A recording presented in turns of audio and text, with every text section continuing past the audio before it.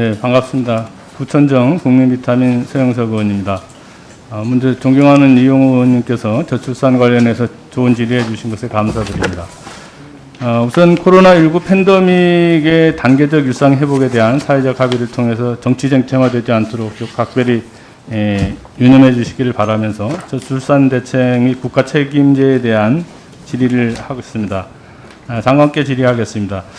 우리 사회가 지금 고질적인 문제로 계속 지적되고 있는 게 저성장, 저출산, 고령화 이렇게 보여지고, 그리고 코로나19 팬데믹의 한가운데 있고 위기 속에 있습니다.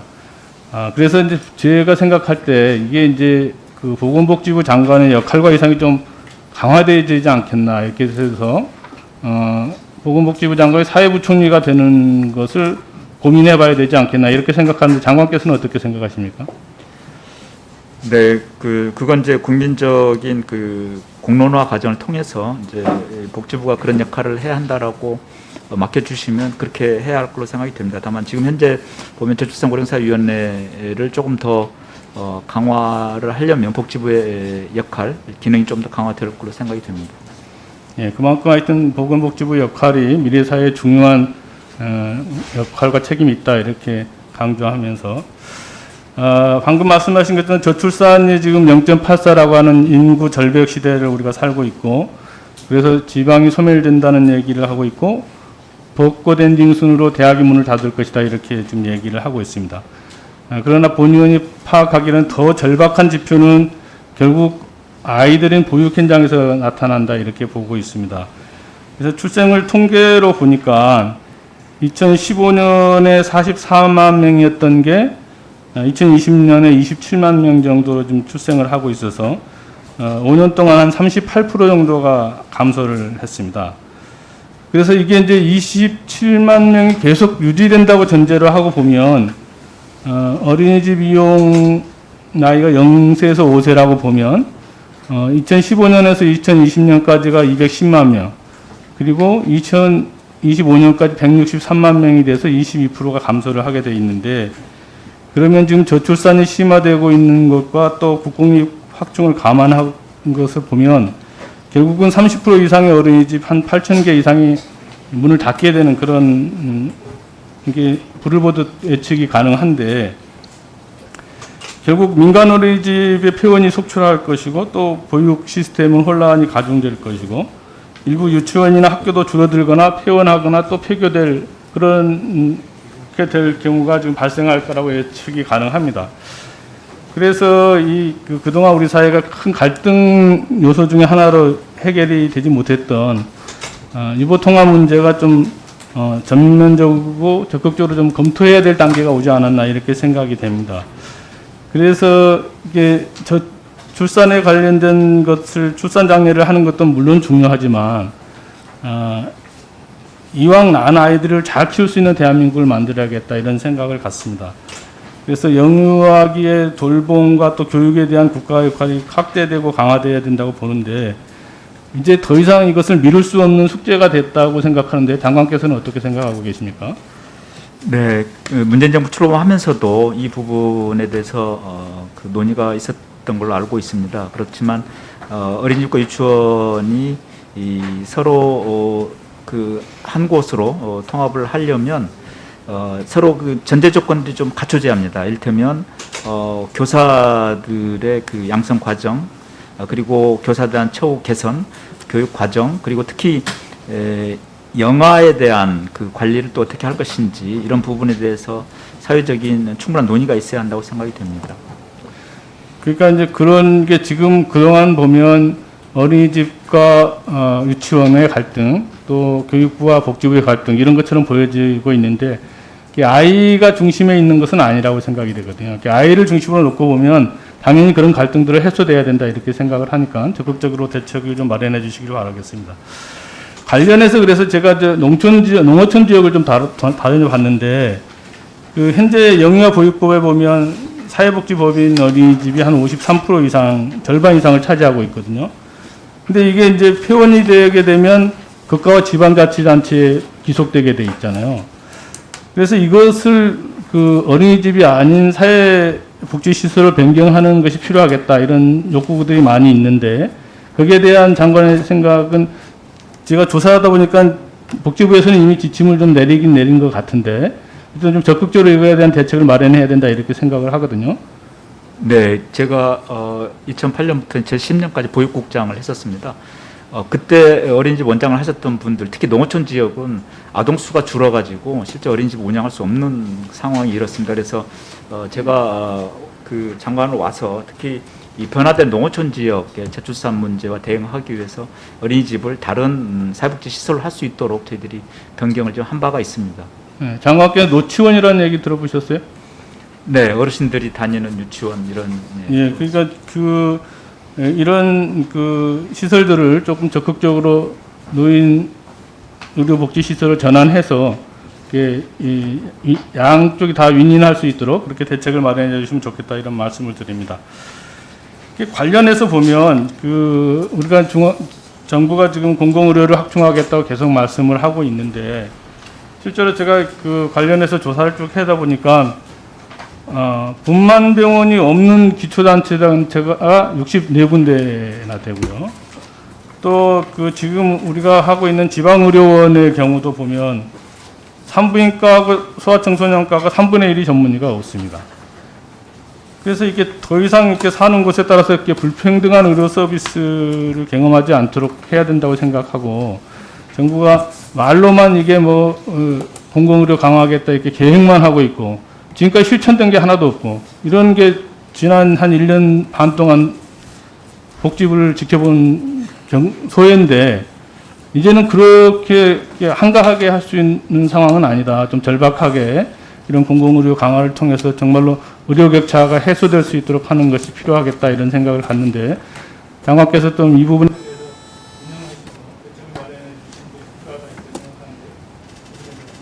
네, 공감합니다. 지난 6월에 향후 5년간 공의료 인프라나 역량 제도들을 좀 발전시키기 위해서 약 4조 5천억, 4조 7천억 국비를 지금 재정기획으로 수립을 담은 2차 공공의료 보건의료 기본계획을 수립한 바가 있는데요. 이걸 지난번 우리 위원회에서 통과시켜 주신 공공의료 기본법 거기에 따라서 공공보건의료 정책 심의를 새로 구성하도록 되어 있습니다. 거기에서 아까 의원님께서 말씀 주신 그런 사항들 좀 보완을 해서 이 공공의료에서 지역이나 필수 과목 이런 게 차질이 없도록 어느 곳에서 좀 국민들께서 사시더라도 그런 서비스를 받을 수 있도록 이렇게 해 나가도록 하겠습니다. 예, 수고하셨습니다. 네, 부천신청 국민비타민 사용서 의원입니다. 지금 세간에는 대장동 하천대유 토건 세력들에 의한 불로소득 관련으로 국민의 분노가 전국을 떠들썩하게 하고 있고요. 토지 개발로 인한 불로소득에 대한 이익한 수제로 투기가 근절되는 대한민국으로 나아가기를 희망하면서 복지부 장관께 건강보험료 부과 체계에 대한 질의를 하겠습니다. 지금 이 하천대유에서 근무했던 각병채 씨가 퇴직금을 50억을 받았는데 현재 이 건강보험료 부과 체계에서 보면 이 50억에 대해서는 단 1원도 건보료를 부과할 수 없는 그런 실정입니다. 그렇죠? 그래서 이 곽 씨가 보니까 7년간 233만원에서 383만 원의 급여를 받은데 직장 가입자에 대해서는 개인 부담분 3.43%만 부담을 시키고 있거든요. 그래서 이 곽 씨가 만약에 지역 가입자 또는 세대원을 유지를 하게 되면 받은 퇴직금 50억을 부동산을 구입하거나 그 구입한 부동산으로 임대소득을 얻거나 아니면 이것을 금융권에 넣어서 이자소득을 발생하거나 그렇게 되면 이제 그 다음에 이제 지역가입자 건보료에 반영을 하게 되잖아요. 그런데 이것도 퇴직금 자체에서 어떤 건보료를 받는 게 아니고 2차 소득에 대한 퇴직 부과하게 되는 거고 또 부과 시점도 3월에 퇴직을 했으면 내년도 11월에서 한 20개월 정도 지금 차이가 생기잖아요. 거기다가 이제 피부양자 자격을 유지하거나 재취업을 하게 되면 이 50억에 대해서는 건보료를 전혀 받을 수가 없는 그런 상황이에요. 그렇죠? 그러니까 이게 지금 우리가 하고 있는 건강보험 부과 기준이 직장가입자는 보수를 기준으로 하고 그다음에 지역가입자는 소득, 재산, 자동차 이렇게 부과를 하고 있는데 그러니까 보험 재정을 쓰기는 같이 쓰는데 걷는 것 자체가 부과 기준이 다르단 말이죠. 그러니까 이게 이제 불공정하고 형평성이 맞지 않다 이런 문제 제기가 있는데 여기에 대한 장관의 생각은 어떻습니까? 네, 그래서 그런 그 사유로 해서 지난 1차 그 건강보험료 부과체계를 개편을 했고요. 또 2차 부과체계 개편을 내년도 7월 이후부터 좀 할 계획으로 좀 있습니다. 그래서 잘 아시다시피 이 직장 가입자들은 대개 소득이 노출되어 있고 대신 재산은 보고 있지 않고요. 지역 가입자는 소득 파악률이 적어서 소득과 재산, 또 자동차까지 지금 보험료 부과를 좀 하고 있는데요. 지역 가입자에게는 그래서 이를테면 공제제도를 도입한다든지 또 소득의 경우에 일정한 액수 이상 초과를 한다든지 또 부양 의무자의 피부양자의 경우도 일정한 소득이나 재산이 있는 경우에는 이렇게 피부양자에서 탈락시킨다든지 그런 걸 지금 현재 하고 있고요. 그다음에 그 평가를 지금 현재 부동산 공시가격이 많이 올랐기 때문에 그걸 저희들이 지금 준비 작업을 해 나가고 있습니다. 그래서 내년도 7월 이후에 제 2단계 그 보험료 부과체계 개편을 지금 현재 준비를 좀 하고 있습니다. 예, 그래서 다른 한 가지 더 짚어보면 이번에 이제 국민재난지원금 지급을 했잖아요. 근데 이게 막 그 사람들이 각기 그 건강보험료 기준에 의해서 하다 보니까 이게 현실하고 많이 괴리가 되고 내가 정말로 12%에 해당된다는 거야? 이렇게 불만들이 많았잖아요. 실제로 소득과 이번에 건강보험료로 인해서 12%에 들어가는 거고 괴리가 너무 많이 생겼기 때문에 이것도 부가체계 자체가 조금 더 그 부담 능력에 따른 그런 보험료 징수 체계가 아니다 보니까 이런 문제가 생긴 게 아닌가 이런 생각이 들거든요. 그래서 제가 이게 그 조사하면서 차제에 이런 경우에 지금 우리가 퇴직을 하거나 양도소득하거나 상속 증여소득 등 이런 것들에 대해서 예외성 소득에 대해서 보험료를 전혀 부과하고 있지 않은 그런 시스템을 갖고 있어서 이것은 좀 개선해야 되지 않겠나 이런 생각을 좀 하게 됐습니다. 장관께서는 어떻게 생각하세요? 네, 그 부분도 이제 2단계 개편 방안을 준비하면서 논의를 좀 해 나가도록 하겠습니다. 그런데 통상적으로 그런 상속 재산이랄지 이런 게 건보 부과 기준으로 이제 포함되지 않는다고 지금 저희들은 알고 있는데요. 그런 그 재산의 기준이라든지 소득의 기준 이런 부분도 다시 한번 면밀히 살펴보도록 하겠습니다. 아무튼 지금 그 건보에서도 그런 부가 체계에 대해서 고민을 하고 있는데 그 제가 볼 때는 상당히 좀 기본적인 부가 체계를 바꾼다기보다는 그냥 미시적인 조정을 하는 정도 수준이라고 보아져서 차제에 보험료 부가 체계를 소득 중심으로 좀 단일화할 필요가 있지 않겠나 하는 생각을 하나 제안 드려보고요. 그다음에 어찌됐든 동일한 부가 체계를 좀 개선할 필요가 있겠다 이런 생각이 들었습니다. 그리고 보험료 부담의 형평성을 제고하는 방법으로 이렇게 접근하지 않으면 실제로 그 부분적인 미세 조정만 갖고는 조금 어려울 것이다 이렇게 생각이 들어서 이참에 이렇게 보험료 부담의 형평성과 공정성을 강화하기 위해서라도 조금 더 전향적인 접근과 좀 제도 설계를 할 필요가 있지 않겠나 이런 생각이 듭니다. 네, 지난 18년도 1차 개편하면서도 저런 취지와 그런 방향을 가지고 했던 거고요. 2차 개편이 7월 1일 이후에 좀 시행하도록 되어 있기 때문에 그 전까지 저희들이 준비를 해서 해나가도록 하겠습니다. 다만 소득 중심으로 완전하게 2단계 때 단일화할 수 있을 것인지는 저희들이 충분히 지금 현재 그 소득 파악률이랄지 이런 것들도 같이 검토를 좀 해야 한다고 생각이 됩니다. 왜냐하면 지역가입자의 경우에 소득 파악률이 낮고 그 재산이 반영되지 않는 소득만 했었을 때는 오히려 형평성에서 직장가입자와 크게 더 문제가 될 수 있기 때문에 그런 부분들은 충분히 사회적으로 더 논의를 하고 저희들이 연구도 하고 그렇게 그 사회적으로 충분히 그 수용 가능한 그런 방안들을 만들어 나가도록 하겠습니다. 국회하고도 충분히 좀 협의하도록 하겠습니다. 네, 부천시정 국민기탄 서영석 의원입니다. 장관께 질의하겠습니다. 거동이 불편한 장애인의 경우에 비상 상황 발생하면 상대적으로 도움이 많이 필요하게 되고요. 특히 생명과 안전이 위험한 상황일 때는 더욱 그럴 수밖에 없는데 이럴 때 주로 사용될 수 있는 유용한 수단이 비상벨이라고 생각이 됩니다. 근데 지난 3월 9일 부천시 상동역에서 그 변전실 화재 사고로 인해서 장애인 화장실에서 화재 감지기 작동 발생으로 인해서 이산화탄소 중독으로 장애인이 싸늘하게 주검으로 발견되는 그런 사건이 있었습니다. 이게 누군가 조금만 관심을 갖고 둘러만 봤어도 이런 일이 발생하지 않았을 텐데 참 안타까운 일이 발생을 했습니다.